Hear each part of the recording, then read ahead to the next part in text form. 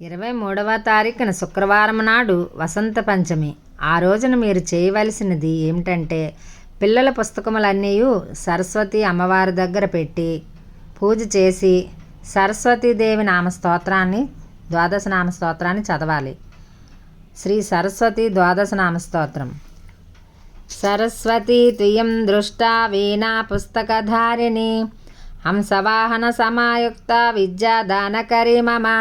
ప్రథమం భారతీ నామ, ద్వితీయం చ సరస్వతి, తృతీయం శారదాదేవి, చతుర్థం హంసవాహిని, పంచమం జగతి ఖ్యాతం, షష్టం వాగీశ్వరి తదా కౌమారి, సప్తమం ప్రోక్త, అష్టమం బ్రహ్మచారిణి, నవమం బుద్ధిదాత్రీ చ, దశమం వరదాయిని, ఏకాదశం క్షుద్రఘంట, ద్వాదశం భువనేశ్వరి.